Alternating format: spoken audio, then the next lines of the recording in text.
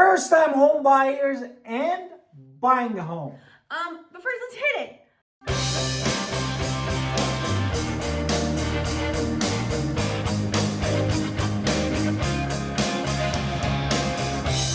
Hey, I'm Victoria. Welcome to our Talent Podcast. And if this is your first time in our podcast and YouTube channel, make sure you subscribe and get notified. Honestly, you call text all the time at 252-327-3357.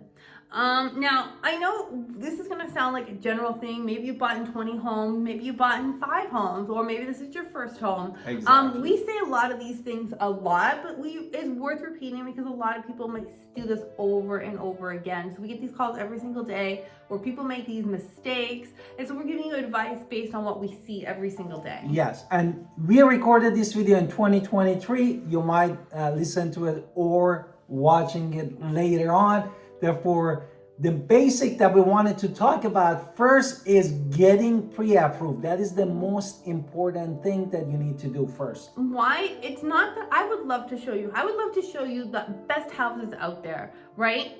You want to see these homes. Maybe you're trying to manifest your home and you're like, oh, let me just kind of go see a home.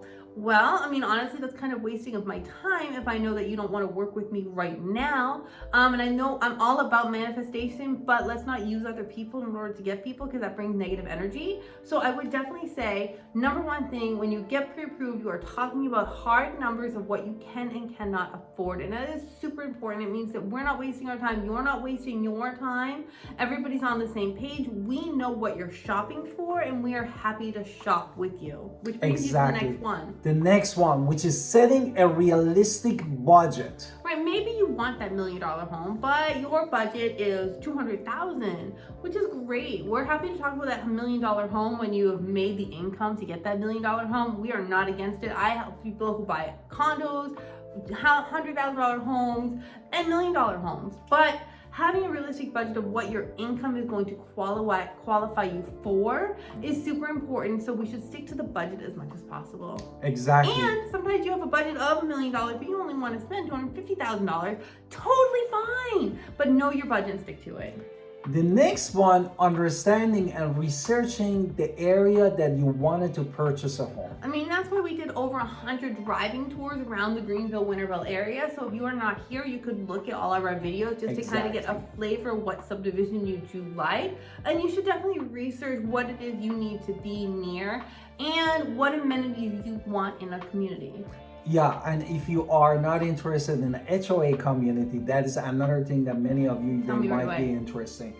And looking at multiple properties. Right, if you have looked at one property one time and you say, that's it, I'm going to buy this one. Maybe it is the perfect home for you and maybe we missed out on the best deal, but we do recommend, hey, instead of just jumping on the first thing out there and then regretting, really having an expectation of what is out there that you can afford. And I know that's hard, more work for me. I'd love for you to buy the first time and move on, but let's be honest, you're not going to be happy with that and I don't want you to be unhappy.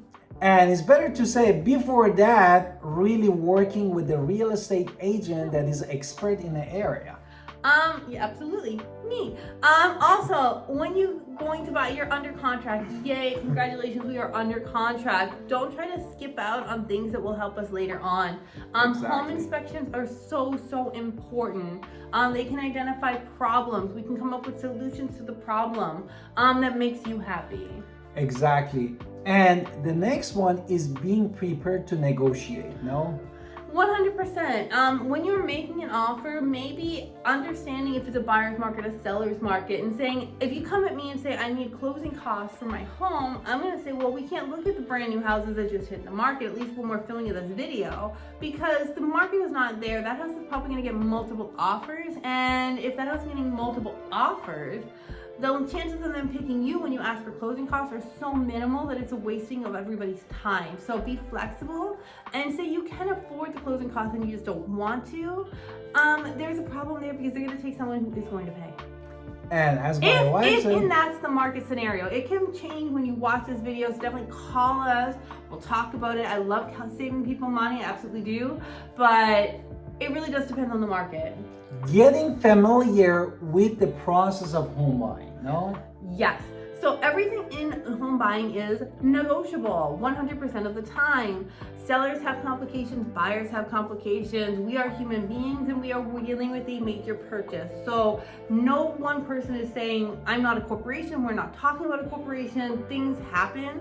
So we have to be willing to be flexible. Being flexible is so important. And don't be afraid to walk away, no? That's true, but then you lose the due diligence money. Exactly. Therefore, in the state of North Carolina, if you walk away, you're gonna lose the due diligence, but it's not for all of the states. No, that's true. Most states are going to have no due diligence fee. We have a due diligence fee, which is the right to take the market pending that buyers pay to sellers right away, and this is on the table that buyers can lose here in the state of North Carolina. And also, don't escape the contingencies. No. Absolutely. Make sure that if there are contingencies in the offer, like you are having a USDA loan that requires a septic inspection, we have not skipped out on that septic inspection. It's just one. Or your loan officer requires you to sign all documents on time. Well, then sign all your documents on time. Make sure that you're not missing out on any small little contingency. Maybe the appraisal has a contingency. If the appraisal has a contingency, you need to tell me as the agent, and I have to communicate. And either way, buyer's agent, seller's agent, I need to be aware of this contingency. Maybe it's a smoke alarm contingency, but it can be something simple. But if I am not aware of it, I can't help fix it. So we have to fix it. Exactly. And please call us at don't forget to get expert advice. Okay. Right. So if there is if all of this does make you so confused, definitely don't pick up the phone and call us, because we can, even if you're not here in the Greenville, Pitt County area, we can definitely direct you to the right people who can help you. And don't think we don't have people in small little towns in Montana or big cities like LA. My uncle lives in LA. I'm happy to connect you with whoever is there, and then we can definitely make sure that we are staying in help to communicate. Exactly. Don't forget to call us at 252-327-3357 and support our channel by subscribing our channel. See you in the next podcast and video. Absolutely.